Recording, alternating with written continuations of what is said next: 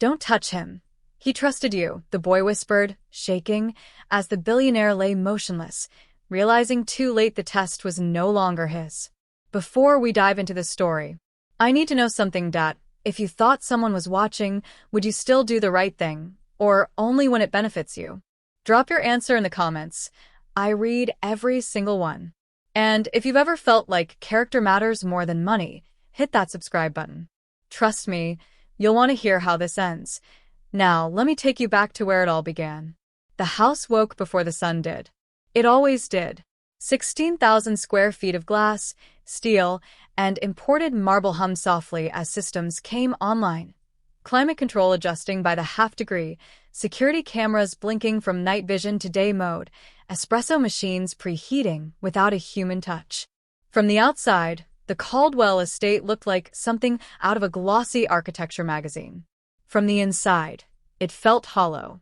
Ethan Caldwell noticed that every morning, he stood barefoot in the kitchen, staring through floor-to-ceiling windows at a lawn so perfectly manicured it didn't look real. Somewhere beyond the hedges, Palo Alto was waking up. People stuck in traffic, kids complaining about school, someone burning toast in a rush. Ethan watched it all from a distance, coffee untouched in his hand. 42 years old, net worth in the billions, and not a single unread message that mattered. His phone buzzed anyway. Another board email. Another acquisition update. Another problem that could be solved with money. Ethan silenced it. Microhook. He hadn't always ignored his phone like that. Something had changed. Or maybe something had finally gone quiet. Footsteps echoed softly behind him. "Good morning, Mr. Caldwell," Rosa Moreno said, her voice gentle but professional. She had worked for him for 11 years. Longer than most of his executives. Longer than his last 3 relationships combined. "Morning," Ethan replied without turning. Rosa moved efficiently, wiping down counters that were already spotless, straightening chairs no one had sat in. She wore the same navy cardigan she always did, sleeves rolled just enough to keep out of the way. Her presence was steady, unchanging in a life defined by volatility. "You'll be traveling this afternoon?" she asked. "Seattle," he said. "Back tomorrow." Rosa nodded. She hesitated, just slightly. "My son will be with me today," she said. "School's out for teacher training." Ethan turned then. "Luis." "Yes." "He'll stay out of the way." Ethan studied her face, not unkindly, but with the detached curiosity he applied to everything. "That's fine." Rosa smiled, relief flashing across her eyes before she masked it. "Thank you." As she walked away, Ethan watched her go. He didn't know why he remembered her son. Only that he did. Unanswered question planted. Why did that name matter? Luis Moreno hated how quiet the house was. Not because it was peaceful, but because it felt like it was listening. He sat at the long dining table, backpack at his feet, sketchbook open but untouched. Through the windows, the lawn stretched endlessly, broken only by a reflecting pool that looked more like a mirror than water. Everything here reflected something else. Nothing felt solid. He checked his phone. No service. Or maybe the Wi-Fi just didn't extend to people like him. "Luis," his mother called softly. "Stay here, okay?" "I know," he said. "Out of the way." She frowned. "I don't think of you that way." He smiled, small and practiced. "I do." Rosa squeezed his shoulder before heading upstairs. Luis leaned back in his chair, eyes drifting around the room. He noticed things most people didn't. The faint scuff on the marble where a chair had been dragged once, then never again. The way the air smelled faintly of lemon and something colder. The absence of photos.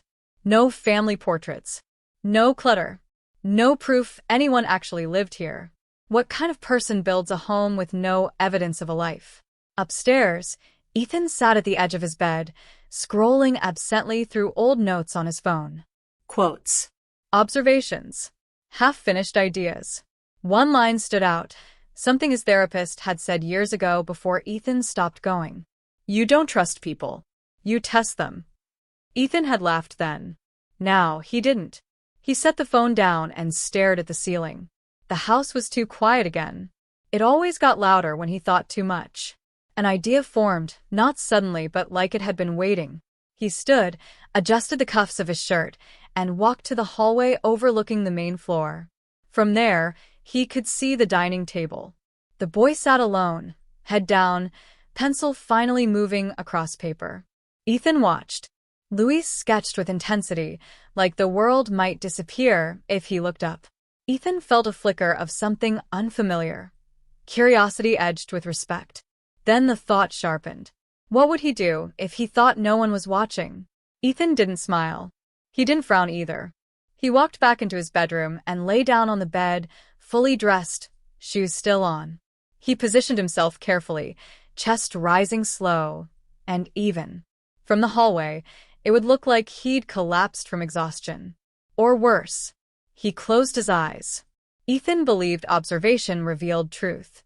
He never considered what truth might reveal about him. Downstairs, Rosa moved quietly through the house, laundry folded with surgical precision.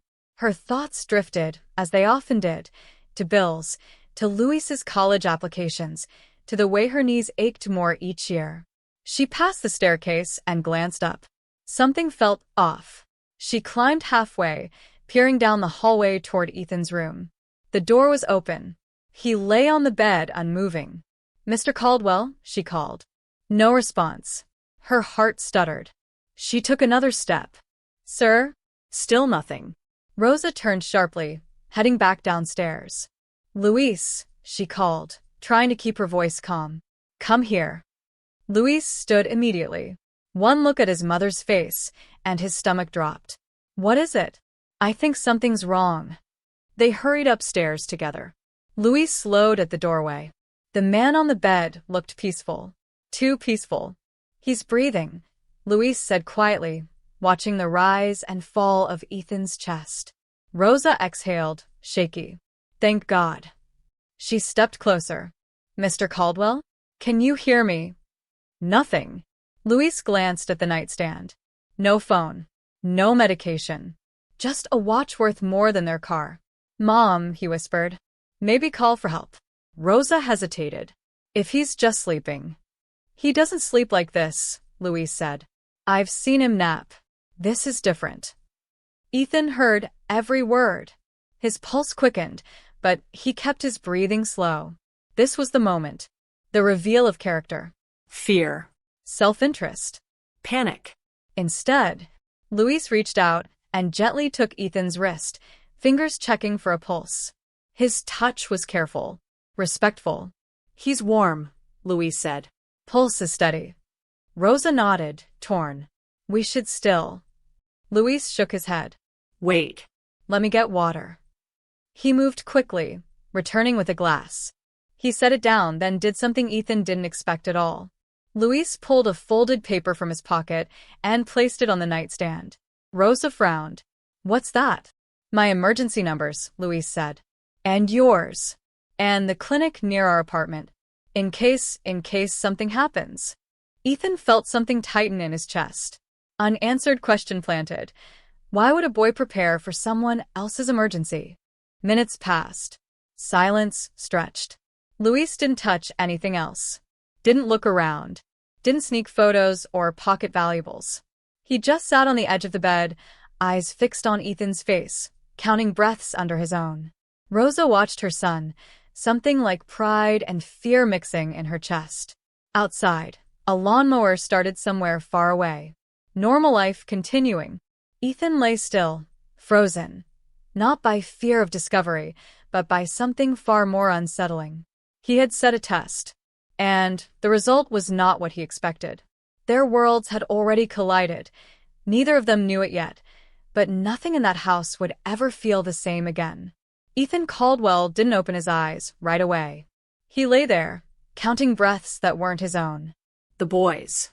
Slow. Steady. Controlled. That alone unsettled him. Most people panicked when they thought power had slipped from the room. They fumbled. They rushed. They reached for phones, for exits, for excuses. They showed who they were when they thought no one important was watching. Luis Moreno did none of that. Ethan finally stirred, letting his fingers twitch first, then his jaw. A calculated return to life. Rosa gasped. Mr. Caldwell? Luis leaned back instantly, hands lifting away as if he'd been caught doing something wrong, even though he hadn't touched a thing. Ethan opened his eyes and sat up slowly, pressing a hand to his temple. What happened? Rosa rushed forward. You weren't responding. I thought. I must have dozed off, Ethan said, voice calm, believable. He glanced at Luis. You okay? Luis nodded. Yes, sir. That was it. No story. No accusation. No demand for praise. Ethan's gaze drifted to the nightstand. The folded paper. What's that? He asked. Luis swallowed. Emergency numbers. Just in case. In case of what? In case you needed help. The words landed heavier than Ethan expected. Rosa reached for the paper, embarrassed. I told him not to. It's fine, Ethan said. He picked it up, unfolded it, scanned the neat handwriting. Names. Phone numbers. A clinic in East San Jose. Rosa's name was circled twice. You prepared this for me? Ethan asked. Luis shrugged. I had it already. For my mom. That answer followed Ethan down the stairs an hour later. By late morning, the house was back to its routine. Back to normal. Ethan sat in his home office, walls of glass looking out over the hills. His laptop was open but untouched. The video call he was supposed to be on had been postponed with a single email. Not feeling well. We'll reschedule. It was true. Just not in the way people assumed. He couldn't stop replaying the moment. Not the fear. The restraint. The boy hadn't asked for anything. Not money. Not attention. Not even permission. He had simply acted. Ethan rolled his chair back and stared at the ceiling. He'd run this test before. Different versions. Different people. A wallet dropped in a hallway. A fake call about layoffs. A staged argument between executives. Someone always slipped. Someone always revealed what they thought mattered more than integrity. This time, the test had turned inward. What does it mean when the person with nothing to gain acts with the most care? Downstairs, Rosa scrubbed the kitchen sink harder than necessary. Luis noticed. You didn't do anything wrong, he said. I know, she replied. But this house, it's not forgiving. Luis dried his hands on a towel. He's just a man. Rosa stopped. Turned to him. That's easy to forget when someone has more money than your whole family tree. Luis thought about the man upstairs. The quiet room. The stillness. He didn't feel like that, he said. Like what? Like someone who has everything. Rosa studied her son, seeing him clearly and not at all at the same time. You shouldn't overthink it, she said gently. Finish your sketch. I'll call you when lunch is ready. Luis nodded, but his mind stayed upstairs. Ethan called his assistant. Cancel Seattle, he said. A pause. Everything okay? Yes, Ethan replied. I just need to be home today. When the call ended, he stood and walked to the hallway railing again.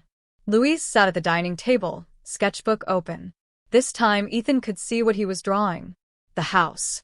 But not as it was. The lines were softer. The windows warmer.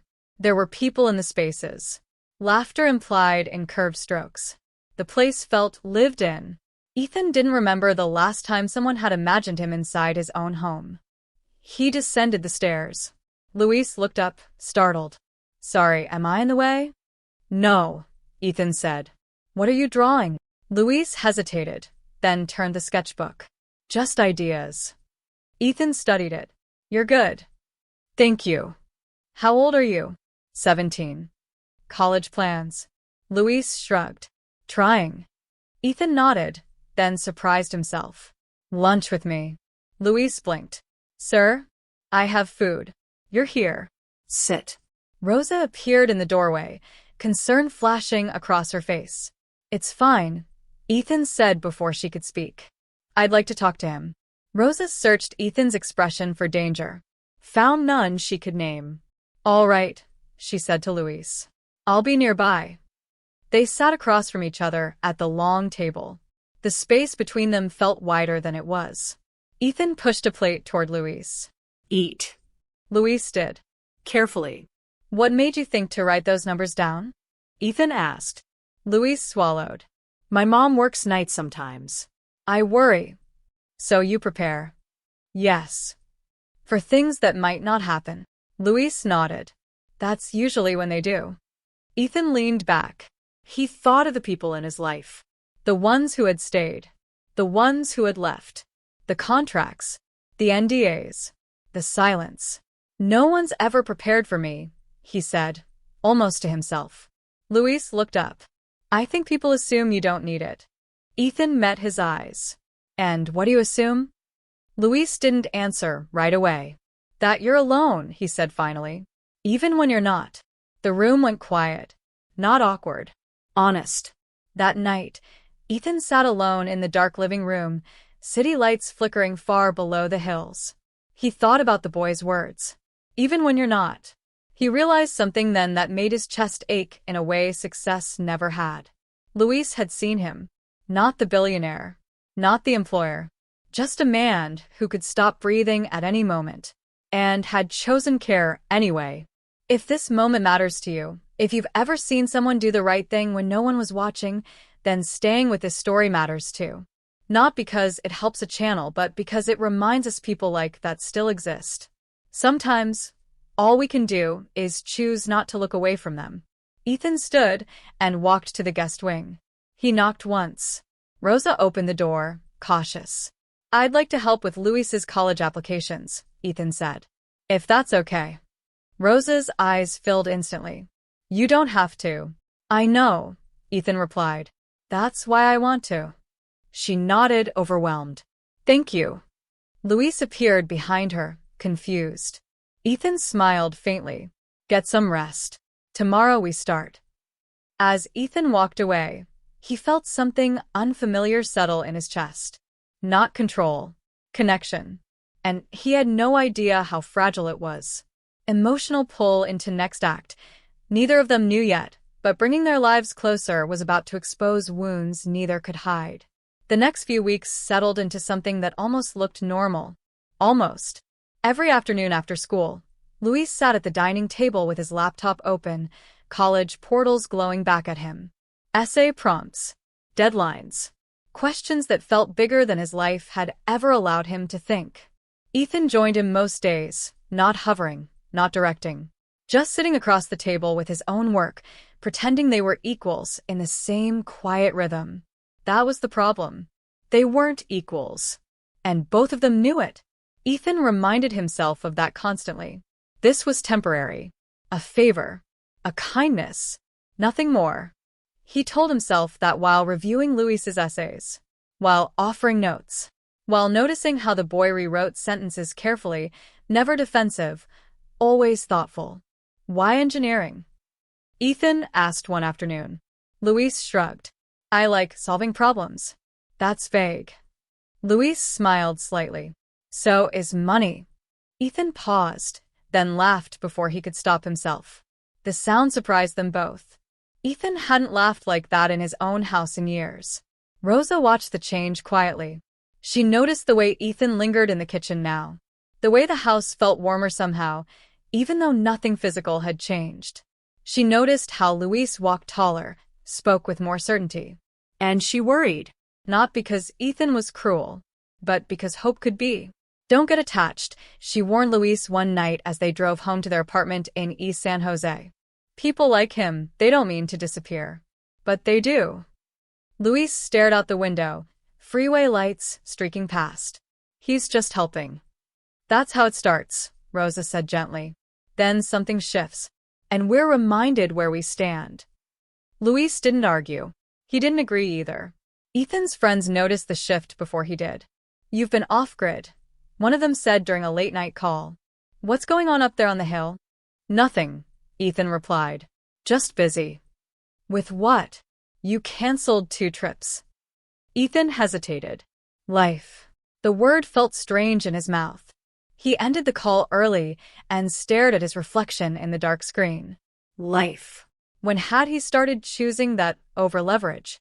Luis received his first acceptance email on a rainy Thursday afternoon. He stared at the screen, heart racing, afraid to believe it. Rosa cried when he showed her. Ethan nodded once. Good school. That was all he said. Luis waited for more. It didn't come. Something shifted then, small but sharp. That night, Luis folded his acceptance letter and tucked it into his backpack, not the drawer at Ethan's house. Just in case. The distance grew quietly. Ethan pulled back without announcing it. Fewer lunches. More meetings. More "we'll talk later." Luis noticed. He said nothing. Both of them believed they were protecting the other. Both of them were wrong. Ethan told himself he was avoiding dependency. That lines mattered. That generosity had limits. But late at night, he replayed the moment in the bedroom. The folded paper. The steady hands. He wondered why it bothered him so much to owe a debt he couldn't repay. One evening, Ethan overheard Rosa on the phone. "We're fine," she said softly. "No, he's been kind. Very kind. But we'll manage." The words settled heavy in Ethan's chest. "We'll manage." The sentence people use when they expect nothing. He realized then how dangerous this was becoming. Not for them. For him. Connection meant exposure. And exposure meant pain. He'd learned that lesson once already. He wasn't eager to relearn it. The breaking point came quietly. Luis stayed late one afternoon, finishing an essay. Rosa had already left. The house felt too big again. Ethan passed through the dining room and stopped. "You should head out," he said. "It's getting late." Luis nodded, closing his laptop. "Okay." He slung his backpack over his shoulder, hesitated. "Thank you," he said. "For everything." Ethan met his eyes. There was so much he could say. He said none of it. "You're welcome," he replied. Luis left. The door clicked shut. And something in the house went cold. That night, Ethan stood in the same spot as before, overlooking the dining table. Empty now. He told himself this was the right thing. Clean. Simple. Necessary. But the silence felt louder than ever. And somewhere across the city, Luis sat on his bed, acceptance letters spread around him, wondering why doing the right thing always felt like losing something. Pride is a liar. And theirs was about to cost them everything. Have you ever pushed someone away because you were scared? Tell me about it. Neither of them knew it yet, but circumstances were about to force them back together, and distance would no longer be an option. The call came on a Tuesday morning, the kind that changes plans without asking permission. Rosa answered it while standing in the parking lot of a CVS, one hand gripping her phone, the other holding a small white bag with her prescription inside. "Yes," she said quietly. "I understand. I can come now." Her shoulders sank as she ended the call. Luis watched her from the passenger seat. "What is it?" "They're short-staffed at the house today," she said. A pipe burst in the guest wing. "Mr. Caldwell asked if I could come in early." Luis frowned. "You're already working a double tonight." "I know." He hesitated. "I can come with you. Help. Just for today." Rosa shook her head. "You don't need to." "I want to," he said. "I'll stay out of the way." She studied him for a long moment, then nodded. "Okay. But just today." Neither of them knew how small that promise really was. Ethan was standing ankle-deep in water when they arrived. The guest hallway was flooded, towels stacked against doors, maintenance workers crouched under exposed pipes. The house felt chaotic for the first time since it had been built. Ethan noticed Luis immediately. The boy froze when their eyes met. "Didn't expect you," Ethan said. Luis shifted his backpack. "I came to help my mom." "That's fine," Ethan replied quickly. "We could use the help." The words surprised him. They surprised Luis too. Sometimes circumstances speak before pride has time to interrupt. The day forced them together in small, unavoidable ways. Carrying boxes. Clearing rooms. Sorting soaked linens. No deep talks. No apologies. Just shared effort. At one point, a maintenance worker handed Luis a mop without asking who he was. Luis took it without explaining. Ethan watched that too. The way Luis worked, steady, focused, never cutting corners even when no one was supervising. The way he checked on his mother without hovering. The way he listened. It reminded Ethan of something he couldn't name. By mid-afternoon, the guest wing was closed off. The house smelled faintly of damp carpet and industrial cleaner. Ethan ordered takeout from a local diner down the road. Burgers, Fries. milkshakes. They ate in the kitchen this time, standing around the island like a family that didn't know it was pretending. Rosa laughed at something Louise said. Ethan caught the sound and felt a strange ache behind his ribs. How's school? Ethan asked, casual. Louise shrugged. Good. And applications? Almost done. Ethan nodded. Good. Too brief. Too careful. The silence stretched. Rosa checked the time. I should finish up. Luis wiped his hands. I'll help. Ethan watched them move through the space together. The ease. The history. He realized then what scared him most. Not loss. Replacement. The storm rolled in that evening without warning. By the time Rosa and Luis were ready to leave, rain slammed against the windows, heavy and loud. Rosa frowned. This isn't safe driving weather. Ethan glanced outside. Stay. Rosa hesitated. I don't want to intrude. You wouldn't be, Ethan said. Guest room is dry. Roads won't be. The rain answered for him, thunder cracking close enough to rattle glass. Rosa nodded slowly. All right, just for the night. Luis said nothing, but his chest tightened. Forced proximity wasn't always about space. Sometimes it was about weather. They stayed in the guest wing on the opposite side of the house. Dinner was quiet. Later, the power flickered, then went out completely. The house plunged into darkness. Emergency lights kicked on, soft and dim. Rosa inhaled sharply. It's okay, she told herself more than anyone else. Ethan moved without thinking, lighting candles, placing them carefully around the living room. Luis watched the shadows dance across the walls. The house felt different like this. Smaller. More human. They sat together, rain pounding outside, candles burning low. Ethan broke the silence. I shouldn't have pulled away, he said. Luis looked up, surprised. I didn't know how to handle caring, Ethan continued. So, I defaulted to distance. Luis considered this. Distance still hurts. Ethan nodded. I know. The admission hung in the air. No defense. No explanation. Just truth. Rosa excused herself early, exhaustion written into every line of her face. Luis stayed, sitting across from Ethan. The candles burned lower. You don't have to fix anything, Luis said quietly. I didn't expect you to. I know, Ethan replied. That's part of the problem. Luis hesitated. You don't have to test people either. Ethan flinched. I figured it out, Luis added. That day. Ethan met his eyes. And you stayed anyway. Luis nodded. Yes. Why? Luis didn't answer right away. Because someone needed me, he said.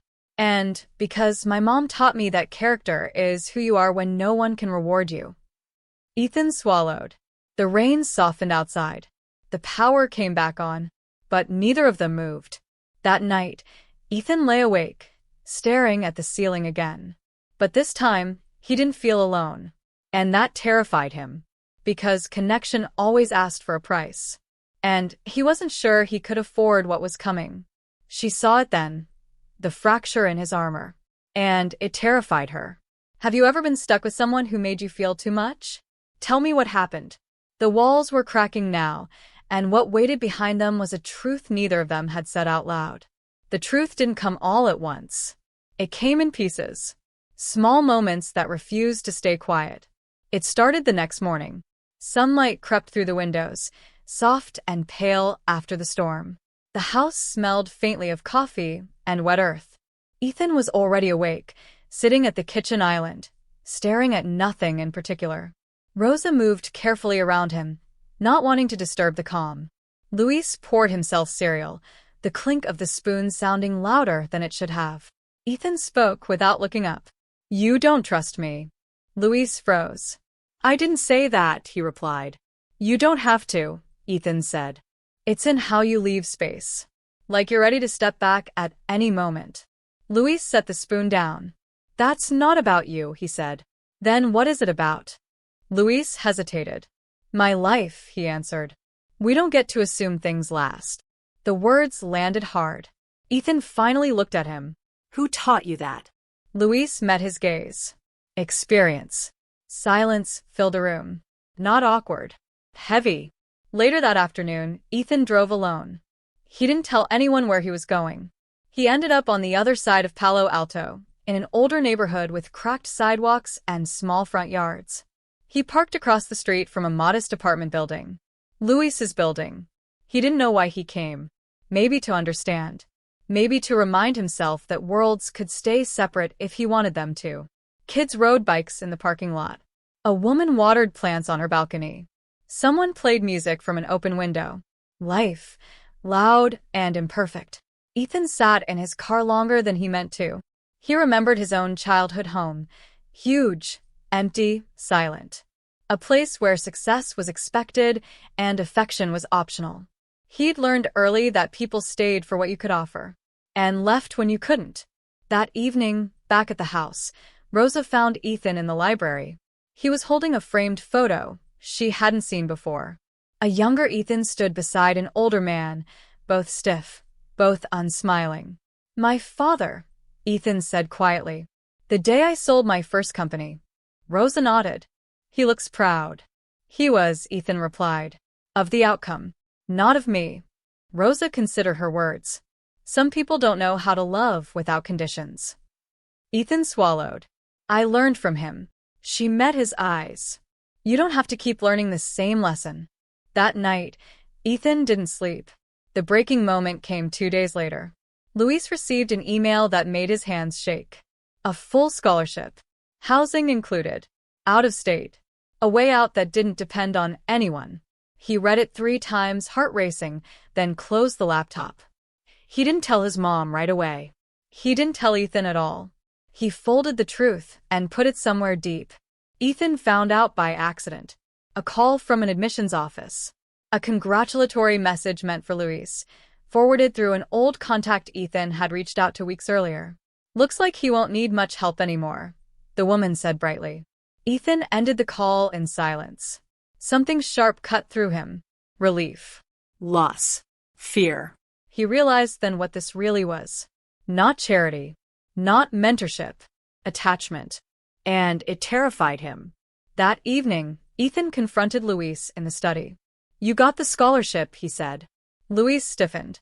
"Yes. And you didn't tell me." Luis looked down. "I didn't know how." Ethan's voice hardened. "You didn't think I'd be happy for you?" "I thought." Luis stopped. "I thought you'd pull back again." Ethan felt the truth of that like a blow. "So, you decided to leave without saying anything." "I decided not to make it harder," Luis replied. "For who?" Ethan snapped. "For you." The room went still. Ethan laughed once, bitter. "You think this is easy for me?" Luis's eyes flashed. "I never asked it to be." The words echoed. Rosa stood in the doorway, frozen. Ethan turned away, running a hand through his hair.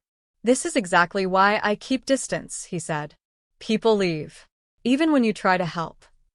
Luis's voice dropped. "I didn't leave yet." "But you were going to," Ethan replied. "You already had one foot out the door." Luis took a step back, hurt flashing across his face. "I learned from watching my mom," he said. "How quickly things change. How kindness can disappear when it's inconvenient." Rosa inhaled sharply. Ethan turned to her. "Is that what you think of me?" Rosa's voice trembled. "I think you're human. And humans get scared." The silence that followed was thick. Luis broke it. "I never wanted anything from you," he said. "Not money. Not favors. I just wanted to believe that when someone says they care, it doesn't vanish the moment it hurts." Ethan felt something crack. Deep. Pain rose in his chest. Old and familiar. The pain of being needed, then abandoned. Luis left the room.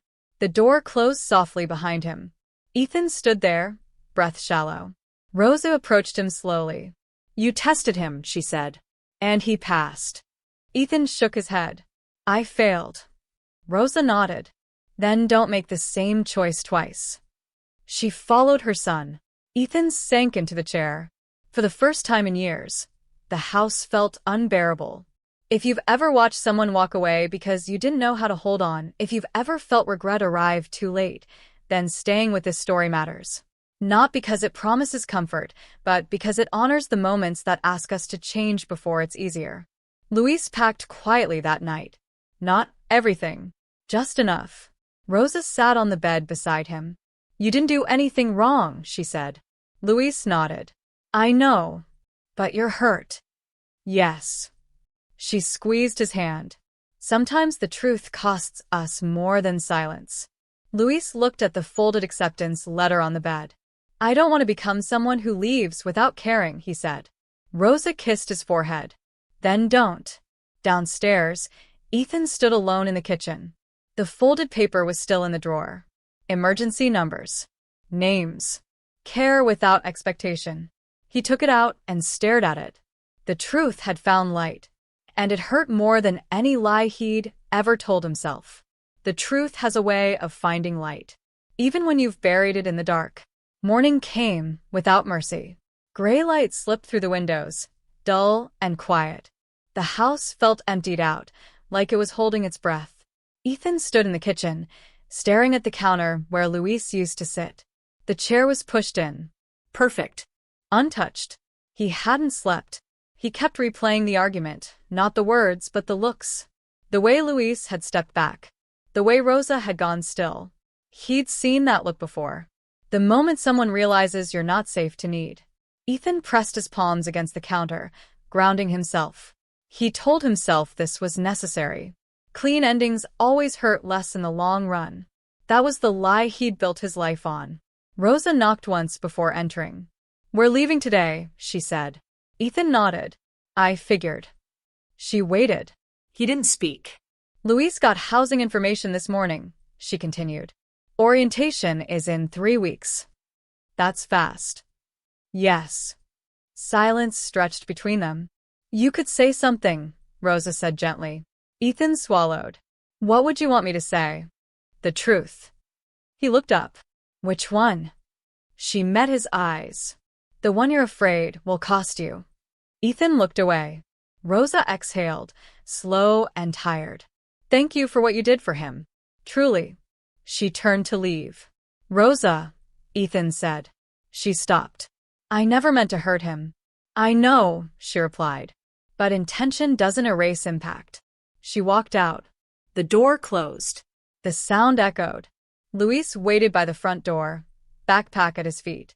He looked calm. Too calm. Rosa touched his arm. Ready? Yes. They moved through the house one last time. The living room, the dining table, the stairs. Luis paused near the kitchen. Ethan stood there, hands in his pockets. They looked at each other. No anger, just distance. Congratulations, Ethan said.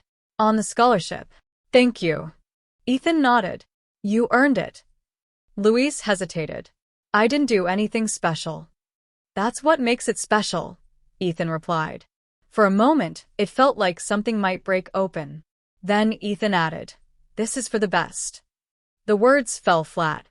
Luis nodded slowly. I know. He picked up his backpack. They left.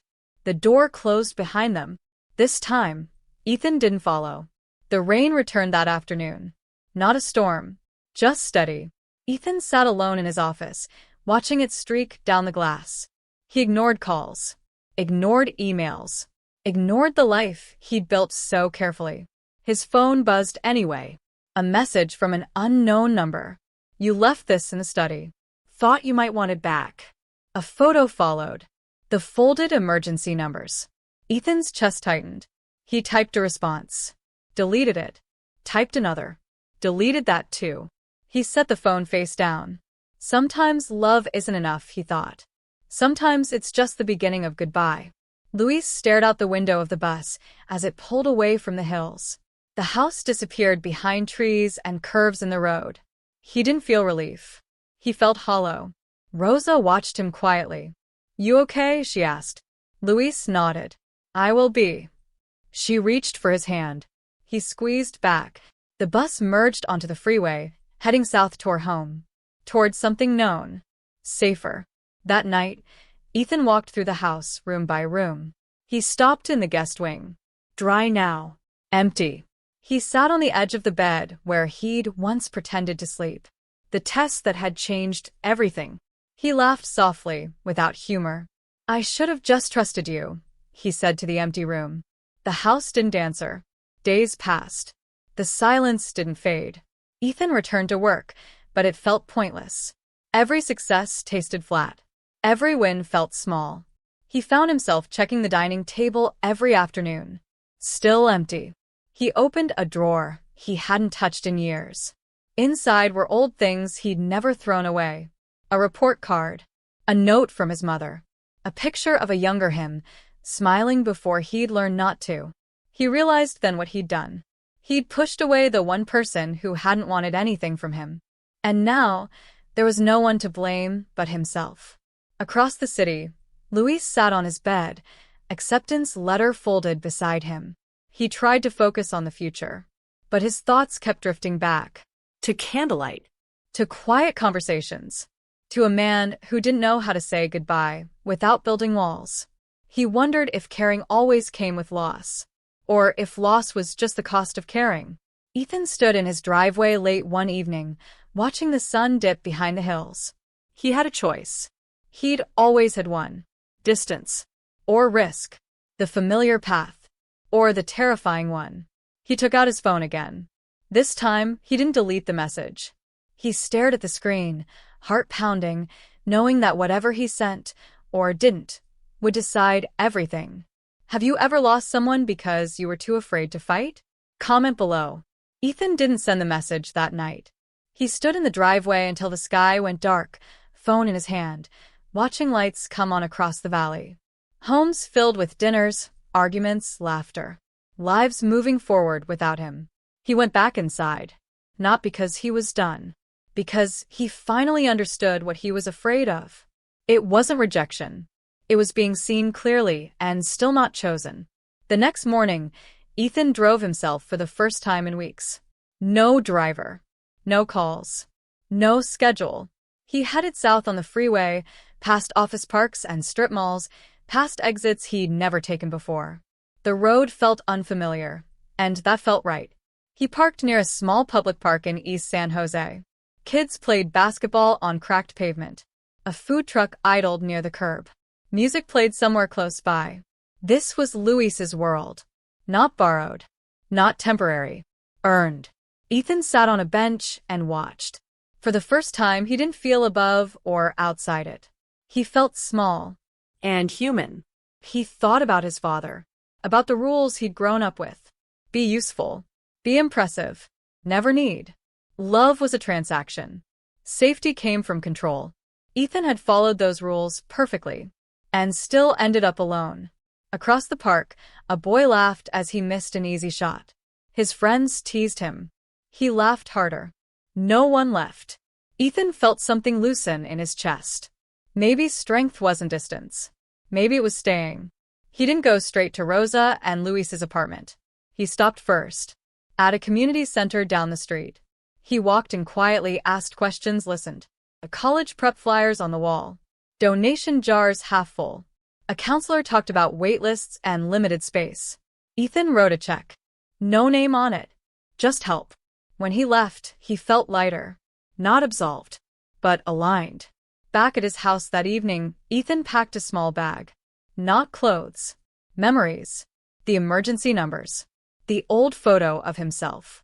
The folded acceptance letter copy he'd kept without admitting why. He placed them carefully inside.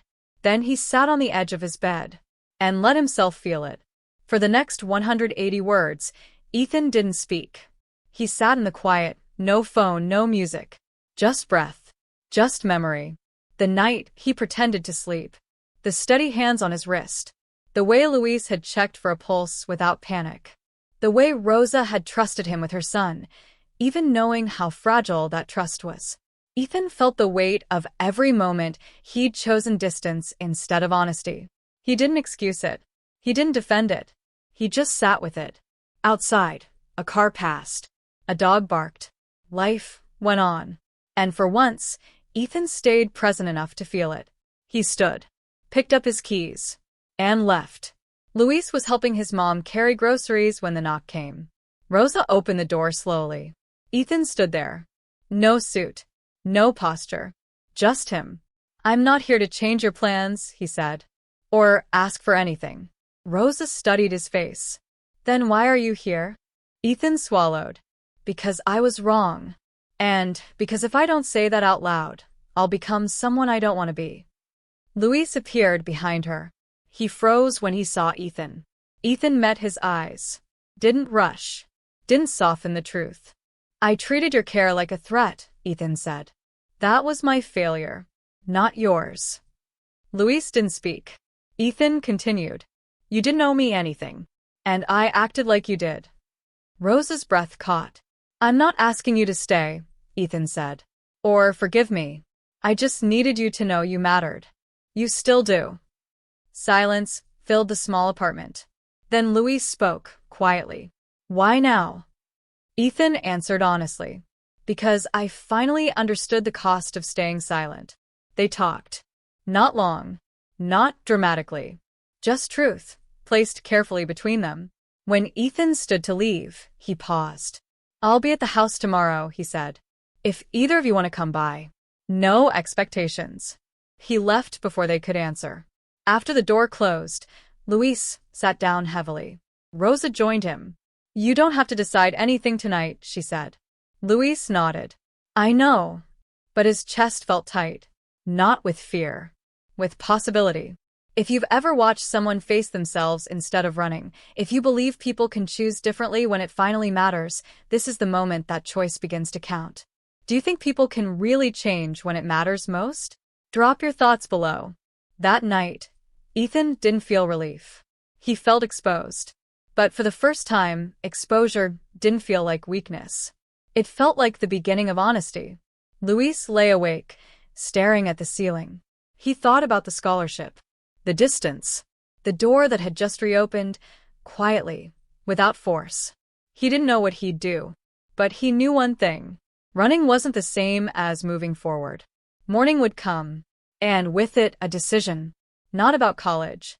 Not about money. But about whether love, quiet, imperfect, unexpected, was worth stepping toward one last time. Sometimes the bravest step isn't leaving. It's turning back and choosing to stay. Morning arrived gently. Sunlight slid through thin clouds and rested on rooftops, on sidewalks still damp from last night's rain. East San Jose woke up the way it always did, slow buses, early coffee. Neighbors nodding hello without stopping. Luis stood at the window, backpack on the chair behind him. He hadn't slept much. Rosa poured coffee and waited. She didn't push. She'd learned long ago that some choices needed quiet. "I'm going to stop by the house," Luis said finally. Rosa looked up. To talk. "Yes." She nodded. "I'll come later. If you want." "I do," he said. "Just not yet."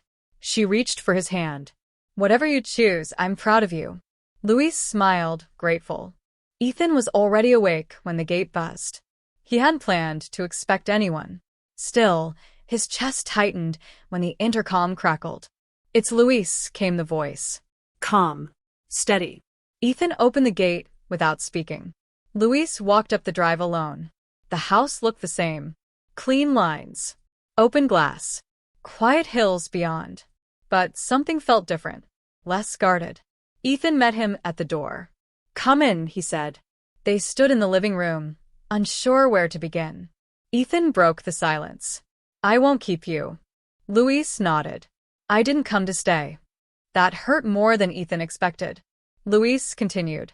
"I came to understand." Ethan gestured to the kitchen. Sit. They did. Same table. Same chairs. Different people.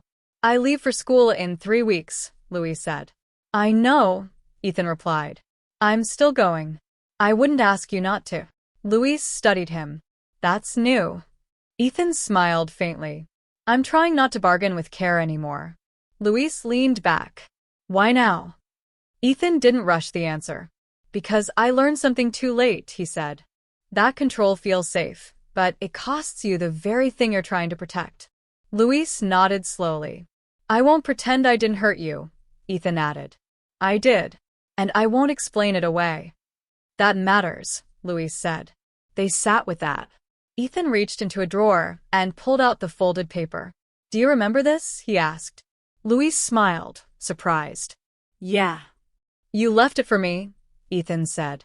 I kept it. Why? Because it reminded me that someone cared without asking for anything back.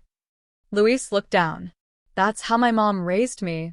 Ethan's voice softened. She raised you well. Louise met his eyes. She trusted you. Ethan nodded. I know. I won't forget that again. They talked for a long time. About school. About fear. About the difference between leaving and choosing. Ethan didn't offer money. Didn't promise fixes. He offered something else. I'll be here, he said. If you want me to be. Louise considered that. I don't want to feel like I owe you, he said. You don't, Ethan replied. This isn't a ledger. Louise smiled. Good. Rosa arrived just before noon. She stopped short when she saw them at the table. 2 mugs between them, conversation settled into ease. Her eyes filled. You stayed, she said to Louise. For now, he replied. Ethan stood. Thank you for coming. Rosa nodded. Thank you for learning. The words were simple. They carried weight. Lunch was quiet and warm. No one rushed. No one performed. Afterward, they walked outside together. The hills were green from the rain, the air clean and cool. Louise stopped near the reflecting pool. He looked at the water, then at Ethan. I won't always be close, he said. I know, and sometimes I'll need space. I understand. Louise nodded. But I don't want to disappear from your life. Ethan felt something settle, steady, real. You won't, he said. Not if you don't want to. They stood there, side by side, watching the water ripple.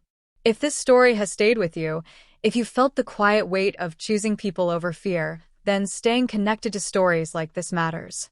Not as a click or a number, but as a promise that care still has a place.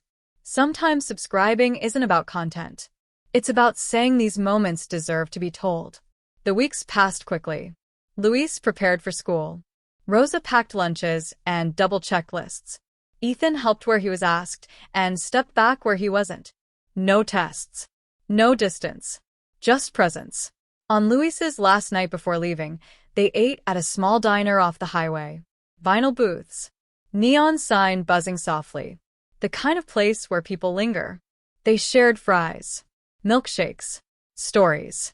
Ethan paid, then caught himself watching them laugh. Not owning the moment. Just grateful to be in it. The drive to campus came early. A long stretch of highway. Coffee cups in the console. Music low. When they arrived, students moved everywhere. Parents unloading cars. Laughter mixed with nerves. Louise hugged his mom first. Then he turned to Ethan. They didn't hug right away. Then Ethan opened his arms. Louise stepped in. It wasn't dramatic. It was right. Call me, Ethan said. I will, Louise replied. And come home sometimes, Rosa added, smiling through tears. Louise nodded. I will. As the car pulled away, Ethan watched until Louise disappeared into the crowd. He didn't feel empty. He felt full. The house would be quiet again, but it wouldn't be hollow. Months later, on a clear fall evening, Ethan stood in the kitchen, setting the table for 3. Rosa arrived with a pie. Louise followed, older somehow, steadier. They ate. They talked. They stayed. Ethan realized then that love hadn't arrived with fireworks. It had arrived quietly. Through trust. Through choosing not to walk away. Later, after the dishes were done, Louise lingered. You know, he said, you never told me why you pretended to sleep that day. Ethan smiled. I wanted to see who you were. And? Louise asked. I saw someone braver than me. Louise shook his head. You caught up. They shared a look that didn't need words. Outside, the night settled in. Warm. Calm. Ethan stood at the door as they left, watching their car disappear down the drive. He closed the door gently. And for the first time in a long time, the house felt like a home. Do you believe some people are worth the wait? Drop a heart in the comments if this story hit you. Thank you for watching this story to the end. If you enjoyed this story, You will surely love the next one. It's as crazier and more intriguing as you can ever imagine. So, do check it out. Click on the image showing on your screen right now to watch the next one.